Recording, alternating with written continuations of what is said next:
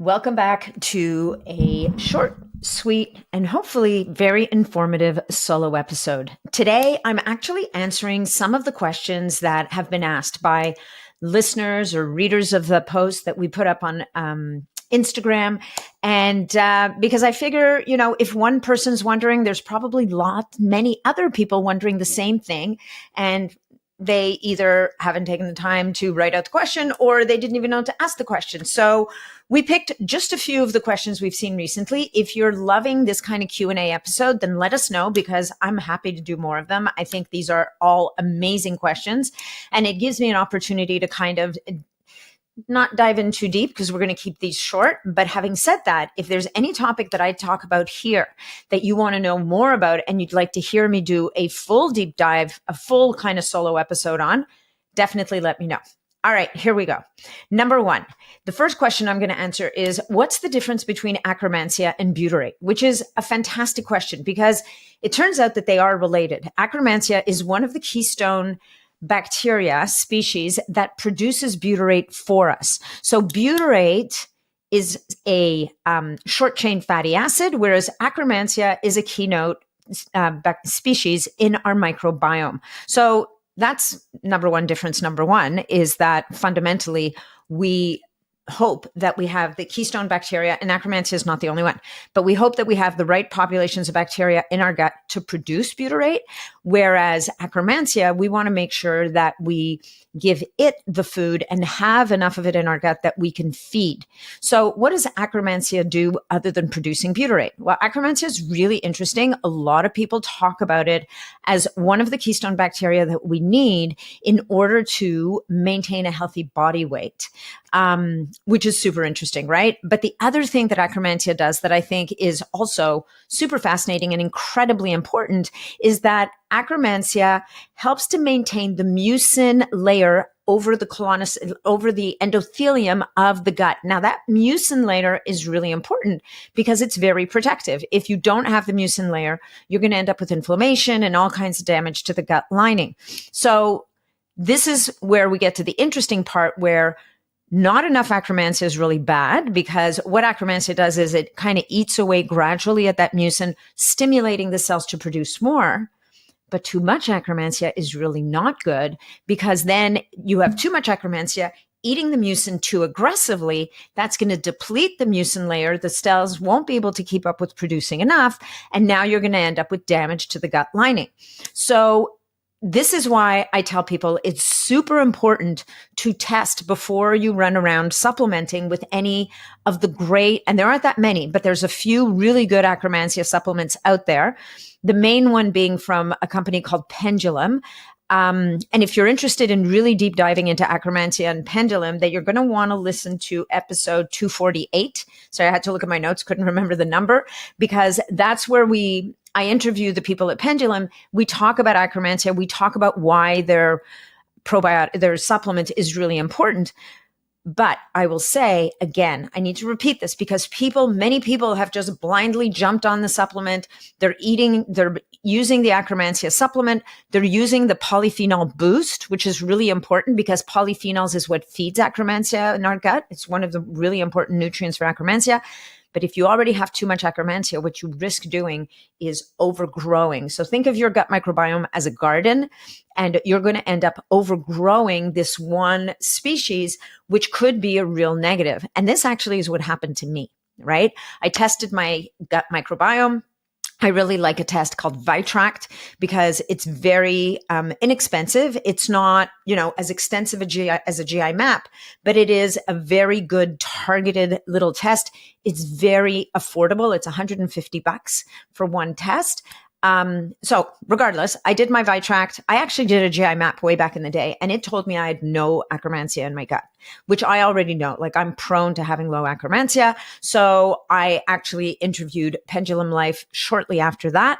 So I got the Akkermansia supplement, but I got their Akkermansia supplement. So this was the high dose supplement. Plus I paired it with their polyphenol boost. And I used those two supplements for 3 months. At the end of 3 months, I did my Butyrate test again, and lo and behold, I was in the green. Now, given that I had this history of being low in Akkermansia, I kept taking the polyphenol boost.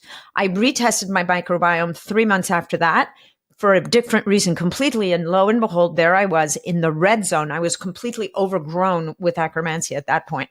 So, so the directions there is don't fast, because fasting actually increases Akkermansia as well. So if you're, as long as you have some Akkermansia, if you want to increase it, one of the strategies to increase it is to fast smart. But when you have an overgrowth of Akkermansia, you want to reduce fasting to reduce the inflammation and the damage to the gut. So this is where it's about the finer details, guys. So it's really important to kind of dive into these topics and have a little bit of nuance. Now, when it comes to butyrate is super important. It's a short chain fatty acid that is, like I said, produced by some of the species of microbes in your gut. Sorry, I'm trying to rush through this. Because I don't want to go too long, but I want to give you lots of information, right? So anyway, butyrate is a short chain fatty acid. It's produced by the colonocytes, it feeds the colonocytes. It feeds the cells of the colon. So it has a lot of really important roles. It's known to reduce inflammation. It can there's some research that shows that having sufficient butyrate in the gut can help to reduce the risk of colon cancer. Like having very low butyrate levels for a long time may contribute to the development of colon cancer because those cells aren't being fed. It improves insulin sensitivity, right? And also it may actually protect from cardiovascular disease and even may support good sleep. So there's lots of research going on. I'm not saying that these are all take butyrate and you will have better sleep. Take butyrate, you won't get cardiovascular disease. Obviously, all of these things are multifactorial, but it is important. We know that microbiome, having balance there is super, super important. So how do we make sure we have enough butyrate? Well, one of the things that butyrate loves is fiber. What feeds the bacteria that produces butyrate are things like resistant starch. So cooked and cooled rice, cooked and cooled potatoes, raw asparagus. What else gives us resistant starch? Some of the beans and legumes, if those are part of your diet, and they're not going to be part of everybody's diet, but if they are, greenish bananas can provides resistant starch. So all of these things can provide butyrate. The other source of butyrate people talk about is butter, like gives you butyric acid. The challenge with butter is if you really need a lot of butyrate, you're going to have to eat a ton of butter. Not great for some people. It can actually work for others. But so that's where you really got to know yourself and understand what foods are good for you. But another way to provide butyrate, at least temporarily, if you're low, is to use, there's a really great supplement company called Level Up Health, who I talk a lot about. And they have a tributyrin. Actually, I'm using it myself right now. I can even give them a little bit of a shout here. It's called Tributyrin Plus. What's interesting about this is it's a very bioavailable form of butyric acid, which is tributyrin. And they also include a couple of the bacterial strains that produce butyrate in the gut. And neither of them is actually Akkermansia, but two other very important strains. So this is a great supplement. You can go to natnitum.com, go to Nat Recommends, and you'll find links and codes for all this stuff. So that's fundamentally, without going too deep, the basic difference between Akkermansia, which is a keystone bacteria, and butyrate, which is a short chain fatty acid that's very important for the health of our gut.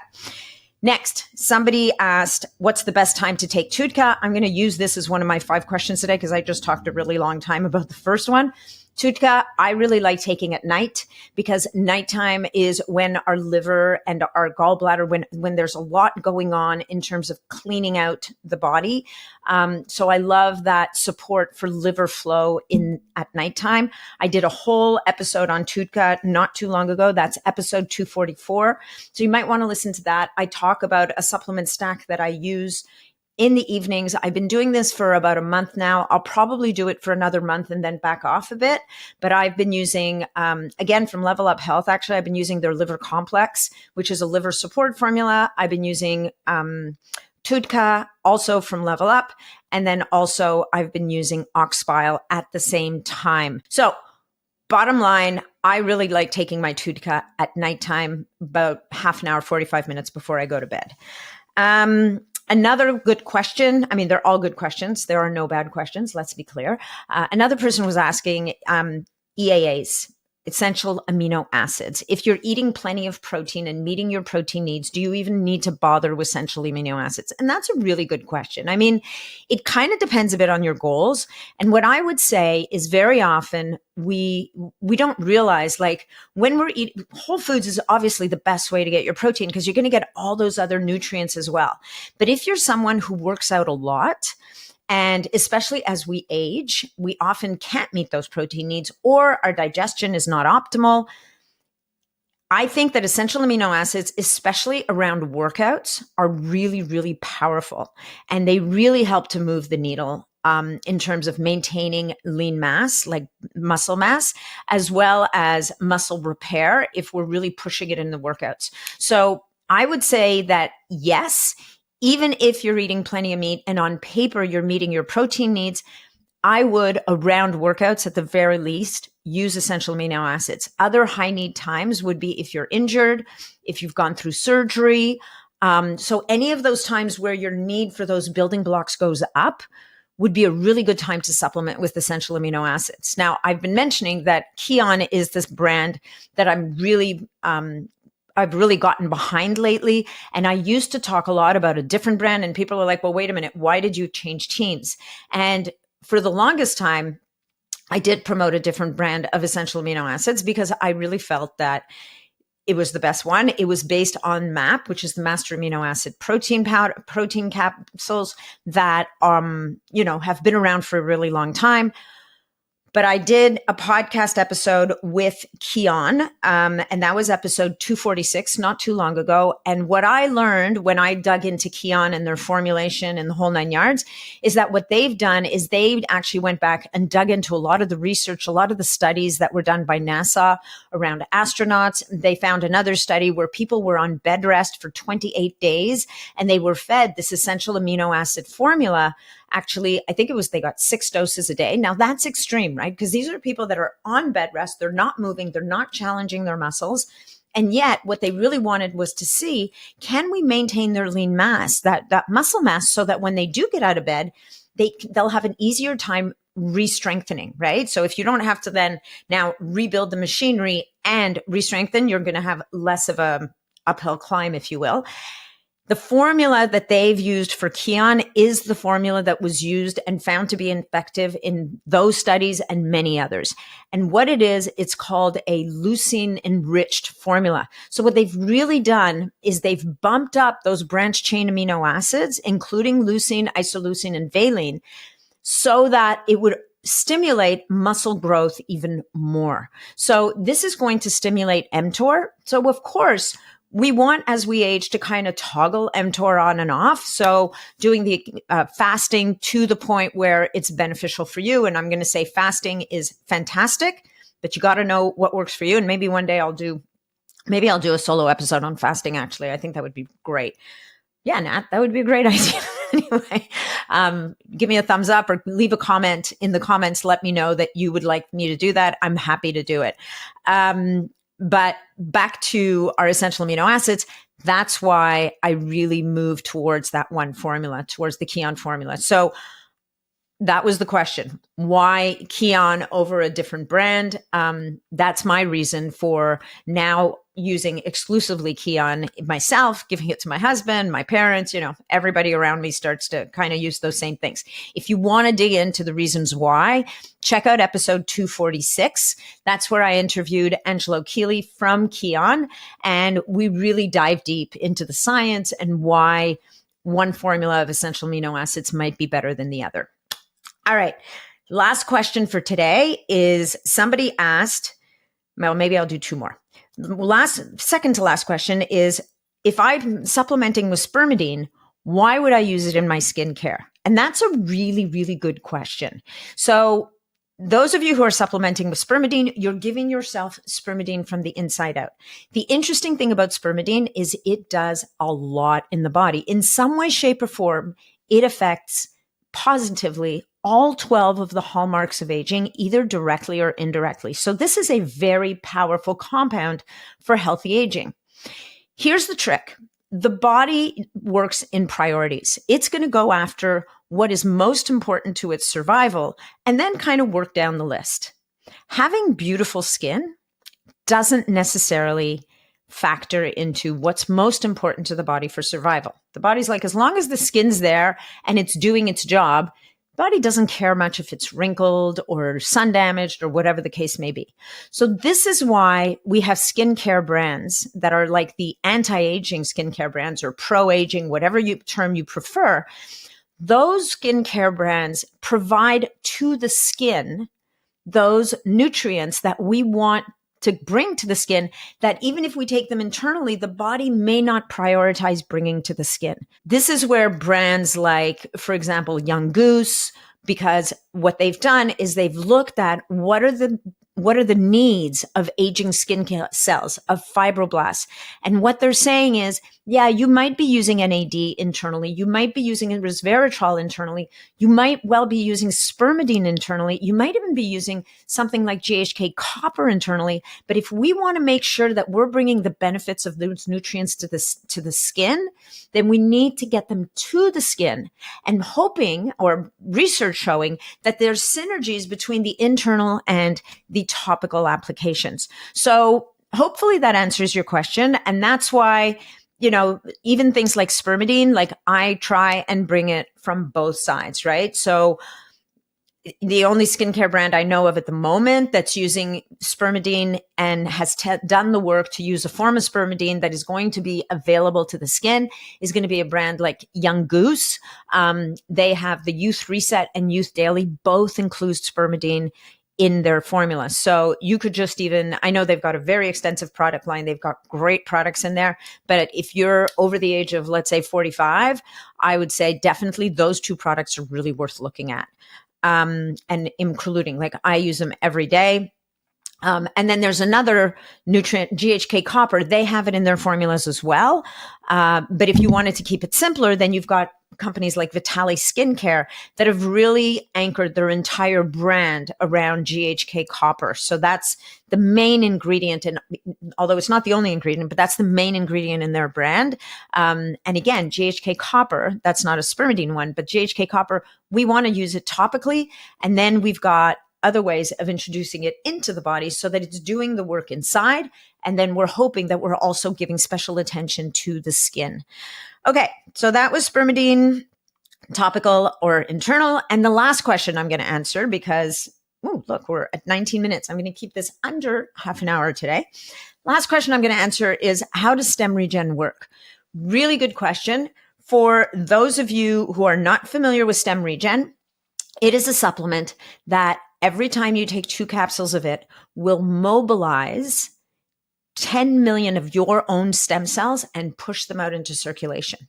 This is amazing because that means you've got 10 million little workers out in circulation looking for the chemical messengers that areas of damage and inflammation send out, where they will then be attracted to do repair work in the body. Now, STEMREGEN has also they've come out with a mobilize and a release formula now. So it's a really great idea to use both of them.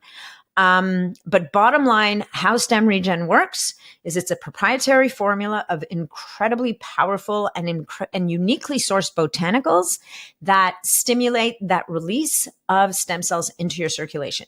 If you want to learn more about STEMREGEN, episode 232 just came out in June with founder and formulator Christian Drapeau. And he explains it beautifully. If you've never heard him speak, if you've never heard him speak about this, you're in for a treat. He also has a really good book called Cracking the Stem Cell Code that, again, gets deep into those stem cells. And, you could go and get 300 million stem cells infused into your body. There's nothing wrong with that if you have the budget and if you have the means to do that. But if you want more day-to-day support for stem cells, even periodically, because you can't always afford to take everything all the time, STEMREGEN is a very effective and very comparatively affordable way to get that increase in stem cells into your system when you need it. So I would encourage you to take a look at that if you're interested in kind of supporting the natural healing in your body. And you might do that when you have an injury, when you've had surgery, when when you've got a serious challenge and you're wanting the body to really bring extra resources out to repair. And I'm pointing at my shoulder because I often get shoulder injuries from the types of workouts I do. So wherever that injury happens to be.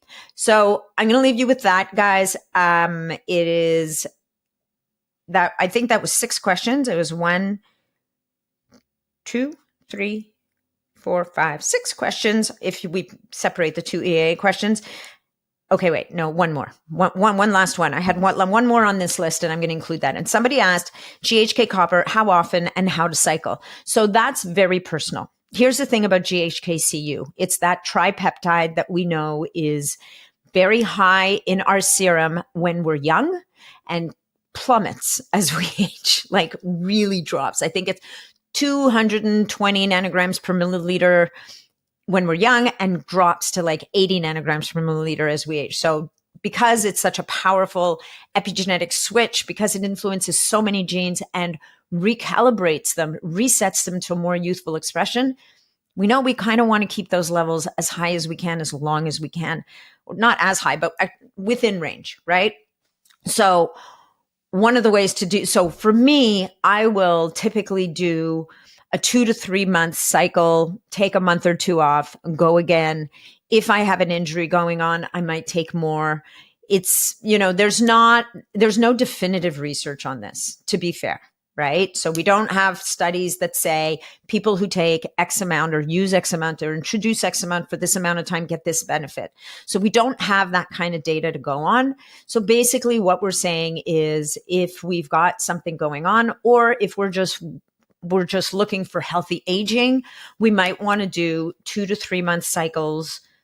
Depending on our age and our state of health, we might want to do those 2 times a year or 3 times a year. Maybe someday we'll be able to say, you know what, we should be taking it every day.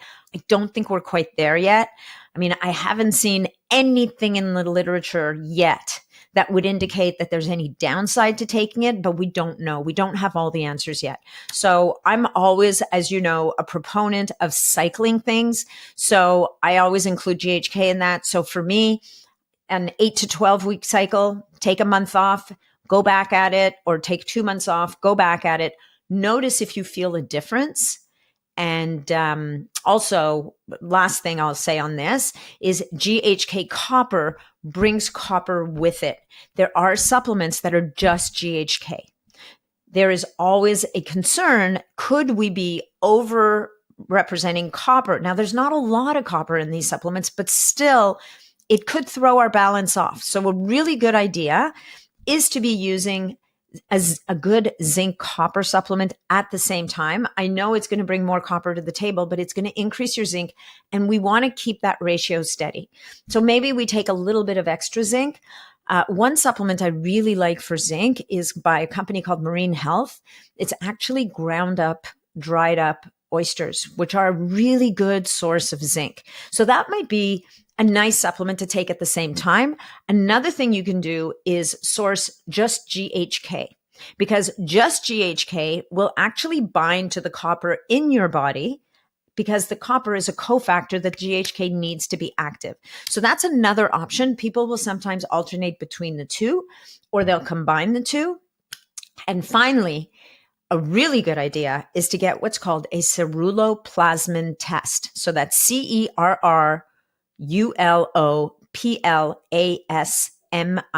a ceruloplasmin test. What the ceruloplasmin test will do, it's a blood test, is it's going to tell you the balance between zinc and copper in your body, at least in your blood.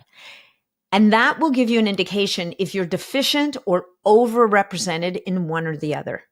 And that gives you guidance. So let's say you're very high in copper, very low in zinc. Okay, you're going to want to just maybe take some zinc for a while. If you're very low in copper and very high in zinc, go to town on that GHK copper or other good sources of copper.